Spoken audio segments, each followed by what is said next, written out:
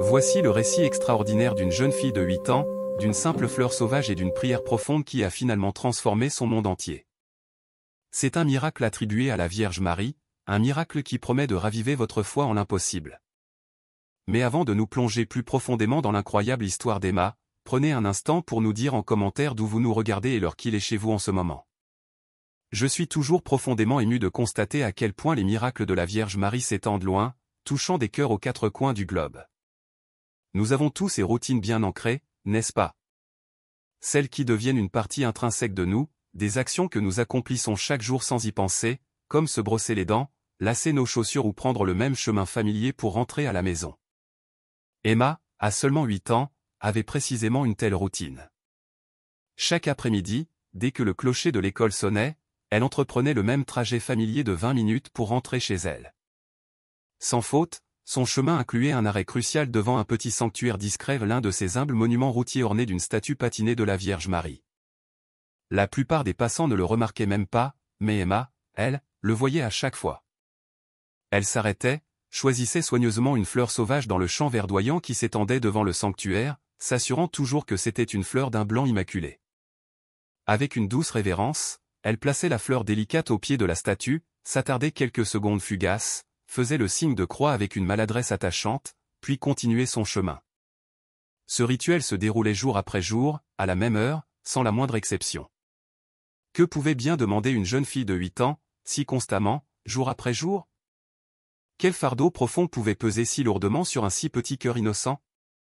Il y avait, en fait, quelque chose, une agonie silencieuse qui la blessait si profondément qu'elle ressentait un besoin urgent de la partager avec quelqu'un. Et si ce quelqu'un ne pouvait pas être sa propre mère, alors ce devrait simplement être la Vierge Marie. Cette routine poignante persista, jour après jour, semaine après semaine. Mais pour comprendre véritablement la profondeur de la dévotion d'Emma, nous devons remonter quelques semaines en arrière, au jour charnière où tout a commencé. Emma vivait avec sa mère, Sarah, à Dallas, juste elles deux contre le monde. Sarah, une femme résiliente de 34 ans, travaillait sans relâche comme femme de ménage. Ses journées commençaient avant l'aube et se terminaient longtemps après le crépuscule. Ses mains, qui auraient dû pétrir la pâte pour des biscuits, s'engager dans des jeux ou guider Emma dans ses devoirs, nettoyaient méticuleusement les maisons d'étrangers qui ne connaîtraient probablement jamais son nom. Leur maison était modeste, un petit sanctuaire comprenant 2 chambres, un salon et une cuisine compacte. C'était le genre d'endroit où chaque murmure, chaque soupir pouvait être entendu à travers des murs minces, où il n'y avait nulle part où se réfugier ou se cacher lorsque la vie devenait accablante. Pourtant, c'était indéniablement leur foyer. C'était l'espace où elle, contre toute attente, s'efforçait d'être une famille. Emma rentrait de l'école, et invariablement, sa mère n'était pas là. Alors, elle entrait dans cette maison calme et vide, son sac à dos atterrissant avec un bruit sourd sur le canapé. Elle trouvait quelque chose à manger, puis, avec une maturité au-delà de son âge, s'installait pour faire ses devoirs, complètement seule. Avez-vous déjà ressenti la solitude profonde d'un enfant laissé seul à la maison? Ce silence omniprésent qui semble peser sur vous, lourd et étouffant. Emma connaissait intimement ce sentiment, mais elle ne se plaignait jamais. Elle ne le faisait jamais, car elle comprenait, avec la sagesse inébranlable d'un enfant, que sa mère faisait de son mieux dans des circonstances difficiles. La vie continuait de manière automatique, presque mécanique, comme c'est souvent le cas lorsque l'on s'efforce simplement de naviguer à travers chaque journée exigeante. Jusqu'à ce que, tout à fait inopinément, un jeudi ordinaire, tout changea irrévocablement. Emma rentra de l'école selon son horaire habituel. En ouvrant la porte, elle ressentit immédiatement une sensation d'étrangeté dérangeante. Sa mère était à la maison, en plein après-midi, assise sur le canapé. C'était un événement sans précédent. « Maman, ça va ?» demanda Emma, la voix teintée d'appréhension. Sarah regarda sa fille, tentant de conjurer un sourire rassurant. Mais c'était le genre de sourire fragile qui ne convainc personne, une grimace qui exprimait plus de douleur que si elle s'était simplement effondrée en pleurs. « Je vais bien, ma chérie. Juste fatiguée. Je suis rentrée tôt. » Pourtant, Emma vit au-delà de la façade. Elle sut instinctivement que quelque chose n'allait pas. Elle observa la façon dont sa mère serrait son côté de manière protectrice, la cadence lente et laborieuse de sa respiration, comme si chaque inspiration exigeait un effort immense. « Tu es sûre ?» insista Emma, son jeune cœur se serrant d'inquiétude. « Je suis sûr. »« Va faire tes devoirs, » insista Sarah. « D'accord, » répondit Emma, sa voix à peine un murmure. Emma se retira dans sa chambre, mais la concentration s'avéra impossible. Elle resta, tendant l'oreille, attentive à chaque bruit faible émanant du salon. Et puis elle entendit un bruit soudain et alarmant qui envoya un frisson glaçant dans ses veines. Elle se précipita dans le salon. Là, par terre, gisait sa mère, complètement inconsciente. « Maman !» Le cri désespéré d'Emma déchira le silence. Elle s'effondra à genoux à côté de Sarah, la secouant doucement, l'appelant encore et encore. Il n'y eut pas de réponse. Son cœur battait la chamade contre ses côtes, un rythme douloureux et frénétique. Ses petites mains tremblaient de manière incontrôlable. Que pouvait-elle faire? Que devait-elle faire? Submergée par une vague de peur primale et d'urgence, elle courut chez la voisine, frappant furieusement à la porte. « Madame Ruth, s'il vous plaît !» cria-t-elle, la voix brisée. La porte s'ouvrit, révélant Madame Ruth, une femme gentille d'environ 70 ans, la voisine par excellence qui apparaît toujours juste quand vous en avez le plus besoin. « Emma, que s'est-il passé ?» demanda Madame Ruth, son expression passant de la surprise à l'inquiétude. « C'est ma mère. Elle s'est évanouie. Je ne sais pas quoi faire. » balbutia Emma, les larmes aux yeux. Madame Ruth ne perdit pas une seule seconde précieuse. Elle saisit le téléphone, ses mouvements rapides et décisifs. L'ambulance arriva remarquablement vite, mais pour Emma, chaque seconde qui passait s'étirait en une éternité angoissante. Elle regarda, observatrice silencieuse et terrifiée, les ambulanciers entrer dans leur petite maison. Elle les regarda vérifier méthodiquement les signes vitaux de sa mère, puis la soulever doucement sur une civière. Emma et Madame Ruth suivirent l'ambulance jusqu'à l'hôpital, la sirène un hurlement plaintif déchirant l'air. Pendant ce trajet angoissant de 20 minutes, Emma pria avec une intensité qu'elle n'avait jamais connue. « S'il vous plaît, je ne peux pas perdre ma mère. »« S'il vous plaît, s'il vous plaît, s'il vous plaît » murmura-t-elle, un mantra d'espoir désespéré. 3 heures angoissantes s'écoulèrent alors qu'elles étaient assises dans la salle d'attente stérile de l'hôpital. La climatisation implacable jetait une froideur sur les bras nus d'Emma, la poussant à frotter ses mains l'une contre l'autre dans une tentative futile de générer de la chaleur. L'odeur antiseptique du désinfectant se mêlait à l'arôme faible et rassis du vieux café émanant de la machine du couloir, créant une atmosphère particulièrement oppressante. Le regard d'Emma restait fixé sur les doubles portes par lesquelles les médecins entraient et sortaient perpétuellement. Chaque fois qu'une silhouette en blouse blanche apparaissait, son cœur bondissait avec une vague d'espoir anxieux, pour retomber ensuite car personne ne s'approchait d'elle. Emma ne pleurait pas, elle était dans un état de choc profond, le genre qui vous gèle, vous rendant immobile et sans voix. Ses petits pieds pendaient au-dessus du sol, incapables d'atteindre le sol, jusqu'à ce que, finalement, une infirmière apparaisse. L'infirmière s'approcha pour parler à Madame Ruth, mais Emma, vivement attentive, absorba chaque mot. « La situation est grave », commença l'infirmière, la voix grave. « Elle aura besoin d'une greffe du foie urgente. » La main de Madame Ruth vola à sa bouche, étouffant un halètement. « Greffe » fit-elle, l'incrédulité colorant son ton. « Oui », confirma l'infirmière. « Son groupe sanguin est rare, il pourrait donc falloir du temps pour trouver un donneur compatible. Cela pourrait signifier des mois sur la liste d'attente. Et étant donné l'état critique dans lequel elle est arrivée, je ne suis pas sûr qu'elle ait autant de temps. » Un silence pesant descendit, épais de terreur indicible. Emma resta complètement figée sur sa chaise. Greffe. Groupe sanguin rare. Pourrait ne pas avoir le temps. Les mots réverbéraient impitoyablement dans son jeune esprit, un écho glaçant d'un futur impensable. L'infirmière continua, la voix plus douce maintenant. Nous l'admettrons et ferons tout ce que nous pourrons. Mais vous devez toutes les deux être préparées à tout. À tout. Emma savait, avec une certitude horrible, précisément ce que ce mot impliquait. Madame Ruth s'agenouilla devant elle, les yeux remplis de larmes non versées. « Emma, ma chérie » murmura-t-elle, la voix tremblante. « Gardons espoir. » Cette nuit-là, Emma resta chez Madame Ruth, mais le sommeil n'offrit aucun réconfort. Elle resta éveillée, fixant le plafond, ses pensées consumées par la perspective terrifiante de perdre la seule personne qu'elle avait vraiment au monde. Elle pouvait perdre la seule personne qui l'aimait et prenait soin d'elle, et Emma se sentait complètement impuissante. Elle ne pouvait rien faire. Où le pouvait-elle? Le lendemain, quand elle alla à l'école, Emma se trouva incapable de se concentrer. Son esprit rejouait sans cesse la même pensée urgente, elle devait faire quelque chose, n'importe quoi.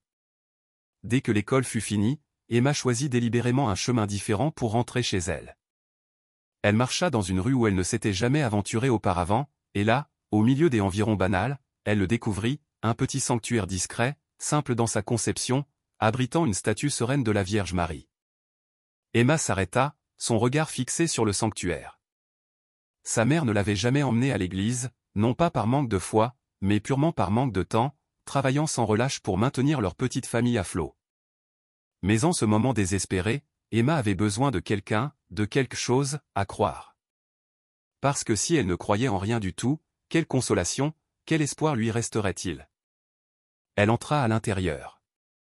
L'intérieur était modeste, meublé d'un seul banc en bois et de quelques bougies vacillantes.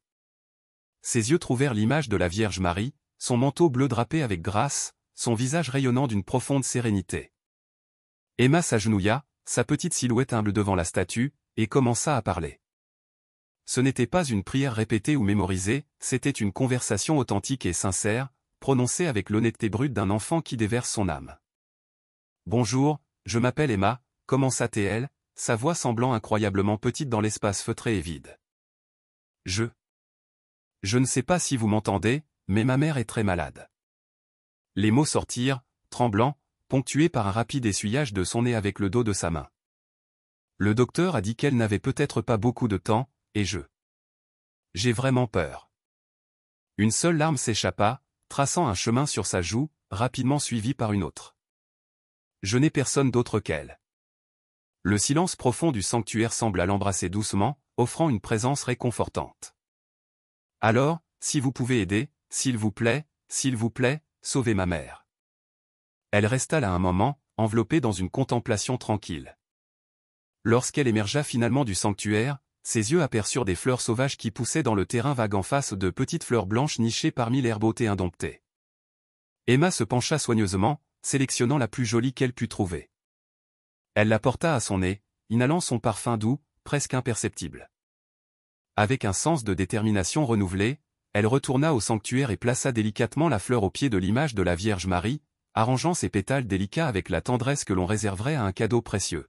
« Je reviendrai demain », murmura-t-elle, une promesse solennelle à elle-même et à la statue.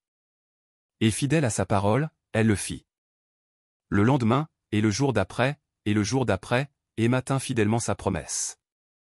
Chaque jour après l'école, elle faisait son pèlerinage au sanctuaire. Elle y laissait une fleur fraîchement cueillie et engageait des conversations sincères avec la Vierge Marie. Parfois, elle offrait une demande désespérée, parfois elle exprimait simplement sa gratitude pour un autre jour, et parfois, elle pleurait simplement, laissant ses peurs refoulées se déverser. Mais elle venait toujours, parce que c'était la seule chose qu'elle sentait pouvoir faire. C'était la seule façon qu'elle connaissait d'affronter et de gérer l'énorme peur rampante qui avait pris racine au plus profond d'elle. Car Emma, à sa manière unique, se battait avec la seule arme qu'une enfant de 8 ans sait manier, une foi inébranlable. Pouvez-vous vraiment croire qu'un enfant possède une ligne directe et non filtrée avec le divin? Pendant ce temps, Sarah restait hospitalisée, son état se détériorant lentement. Les jours s'écoulaient en semaines. Emma rendait visite à sa mère chaque fois que Madame Rude pouvait l'y emmener, témoignant le cœur lourd de la façon dont Sarah devenait de plus en plus faible. Les mains qui accomplissaient autrefois d'innombrables tâches, pourvoir et nourrir Emma, pouvaient maintenant à peine saisir faiblement celle de sa fille. Les médecins effectuaient diligemment des tests, mais tous ceux qui étaient impliqués comprenaient la sombre vérité, sans greffe du foie, ce n'était sans équivoque qu'une question de temps. Malgré la situation qui s'aggravait, Emma maintenait diligemment sa routine sacrée. Puis, un jeudi, précisément 3 semaines après l'effondrement de Sarah, le moment crucial arriva. Emma était à l'école lorsque Madame Ruth apparut inopinément en plein milieu de la classe. Son visage, habituellement si chaleureux, portait maintenant une expression distincte et troublante. L'institutrice appela Emma. Emma, les mains tremblant de manière incontrôlable, serra son sac à dos. « C'est maman » murmura-t-elle, la voix à peine audible. Madame Ruth n'offrit aucune réponse verbale. Elle prit simplement la main d'Emma, sa prise ferme et rassurante, et ensemble, elles quittèrent la salle de classe. Dans la voiture, Emma agrippa la ceinture de sécurité si fort que ses petits doigts commencèrent à lui faire mal. Elle fixait intensément par la fenêtre, pourtant son esprit n'enregistrait rien de concret, seulement des flous de couleurs indistinctes qui passaient à toute vitesse. « Madame Ruth, c'est maman ?» réussit-elle à demander à nouveau, sa voix mince et sur le point de se briser. Madame Ruth parla enfin, le ton sombre. « Ils ont appelé de l'hôpital. Ils ont besoin de nous parler d'urgence. » Urgent n'est jamais un bon mot dans un contexte hospitalier. Emma sentit son estomac se nouer d'une angoisse lancinante. La voiture, malgré sa vitesse, semblait ramper. Chaque feu rouge était un tourment atroce. Elle ferma les yeux, murmurant doucement, un appel désespéré à une présence invisible, « S'il vous plaît, s'il vous plaît, s'il vous plaît. » Ses mains tremblaient de manière incontrôlable sur ses genoux. Lorsqu'elles arrivèrent enfin à l'hôpital, le docteur Michel les attendait, et remarquablement, elle souriait. « Emma, Madame Ruth, j'ai des nouvelles » annonça le docteur Michel, sa voix rayonnant d'une chaleur inattendue. Emma, le cœur battant, agrippa fermement la main de Madame Ruth. Un donneur a été trouvé. Un moment de silence stupéfait plana dans l'air, puis un « Quoi ?» incrédule de Madame Ruth. Un donneur compatible a été trouvé, réitéra le docteur Michel, son sourire s'élargissant. Groupe sanguin identique. Compatibilité parfaite. Nous venons de le confirmer. Emma resta immobile, son jeune esprit luttant pour traiter cette information impossible. Mais vous avez dit que c'était rare, réussit-elle enfin à balbutier. C'est rare, Emma. Extrêmement rare, confirma le docteur Michel. J'ai travaillé avec des greffes pendant des années, et je n'ai jamais, de toute mon expérience, vu une correspondance aussi parfaite apparaître si rapidement. C'est vraiment extraordinaire. Alors, elle va s'en sortir ? Demanda Emma, une lueur d'espoir désespéré illuminant ses yeux. Nous faisons la chirurgie aujourd'hui, affirma le docteur Michel, et oui, ses chances sont maintenant très, très bonnes. À cette annonce accablante, les jambes d'Emma cédèrent sous elle. Madame Ruth, toujours vigilante, la rattrapa doucement. Et puis, Emma fit la seule chose qu'elle pouvait faire, elle pleura. Mais cette fois, ce n'était pas le cri désolé du désespoir. C'était un déluge de soulagement profond, un débordement de gratitude accablante. C'était chaque peur inexprimée, chaque prière silencieuse, chaque émotion réprimée qu'elle avait retenue captive pendant 3 semaines angoissantes, enfin libérée dans un torrent de larmes de joie. Emma fut alors autorisée à rendre visite à sa mère. « Salut, mon amour » murmura Sarah faiblement. Emma grimpa soigneusement sur le lit d'hôpital, se blottissant contre sa mère. « Salut, maman » répondit-elle doucement. Ils ont dit qu'ils avaient trouvé un donneur. Tandis qu'elle parlait, l'esprit d'Emma dériva vers les simples fleurs sauvages, vers ses prières quotidiennes, vers les 3 semaines où elle avait fidèlement visité le sanctuaire. Sarah embrassa doucement le front de sa fille. « Je vais aller mieux, d'accord ? Je te le promets. »« Je sais, » murmura Emma. « J'ai demandé. »« Tu as demandé ?» questionna Sarah, une faible curiosité dans sa voix. Emma ne répondit pas directement. Au lieu de cela, elle serra simplement sa mère plus fort, enfouissant son visage dans l'épaule de Sarah. La chirurgie elle-même dura 6 heures éprouvantes, 6 heures qui semblèrent une éternité, s'étirant comme 6 jours pour Emma. Elle resta inébranlablement dans la salle d'attente avec Madame Ruth, priant. Toujours priant. Quand le docteur Michel émergea finalement, son visage était marqué par la fatigue, mais une profonde satisfaction en rayonnait.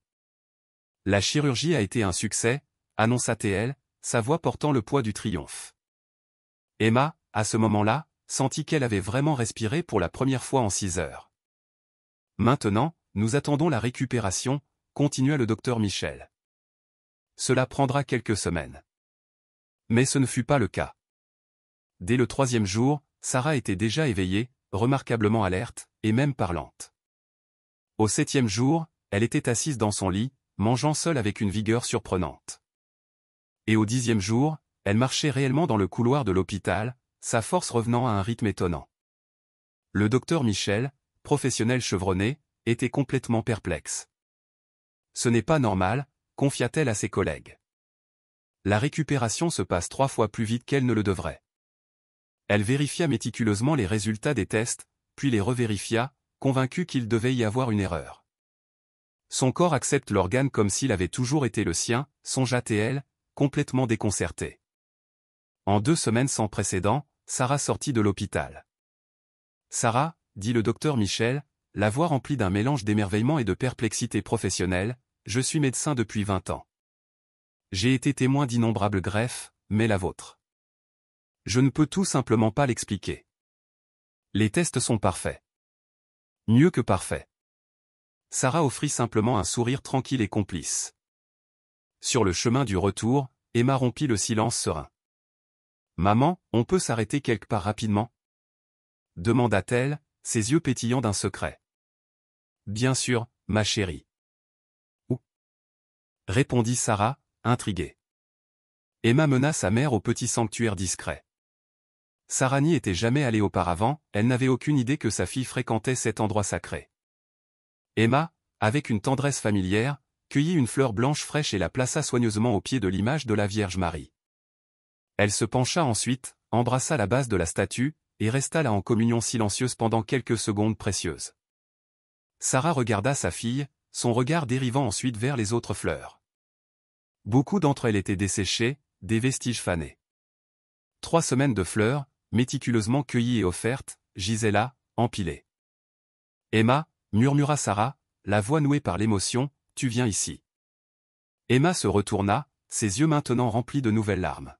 « Chaque jour, maman, depuis le jour où tu t'es évanouie. J'ai demandé à la Vierge Marie de ne pas me laisser te perdre. » Sarah était sans voix. Elle regarda sa fille, puis l'image sereine de la Vierge, puis le témoignage silencieux des fleurs, et en ce moment profond, elle comprit tout. Elle s'agenouilla à côté de sa fille, l'enlaçant d'une étreinte féroce et aimante, et les deux restèrent là, pleurant ensemble, unis dans une vague de gratitude accablante. « Merci, Vierge Marie » murmura Sarah, levant les yeux vers la statue à travers ses larmes. « Merci d'avoir écouté ma fille. » Des semaines plus tard, lors de son rendez-vous de suivi, le docteur Michel effectua un examen approfondi de Sarah. « Les tests sont parfaits, Sarah, déclara-t-elle, sa voix toujours teintée d'un soupçon d'incrédulité. Votre fonction hépatique est complètement normale. Aujourd'hui, des mois plus tard, Sarah ne fait pas que vivre, elle prospère. Elle est retournée au travail, son rire éclate librement, et elle se réveille chaque matin remplie d'une gratitude profonde pour chaque nouveau jour. Emma visite toujours le sanctuaire, pas tous les jours maintenant, mais régulièrement, maintenant sa précieuse connexion. Et parfois, Sarah l'accompagne. Ensemble, elles laissent leurs simples fleurs. Ensemble, elles offrent leurs remerciements sincères. Emma n'était qu'une jeune fille de 8 ans, avec une fleur sauvage serrée dans ses mains et une foi absolue et inébranlable dans son cœur. Les médecins possédaient des connaissances scientifiques. Emma possédait une prière inébranlable. Les médecins se fiaient aux statistiques. Emma était animée par un espoir illimité. Les médecins apportaient des années d'expérience rigoureuse. Emma apportait la présence pure et inébranlable de la Vierge Marie. Et en fin de compte, la science, avec tous ses progrès, ne pouvait simplement pas fournir d'explications. Mais Emma n'avait pas besoin d'explications. Elle connaissait déjà la vérité dans son cœur. Car lorsqu'on possède la foi profonde d'un enfant, lorsqu'on aime sans mesure, et lorsqu'on prie sans la moindre ombre de doute, les miracles ne sont pas seulement impossibles, ils sont, en fait, inévitables.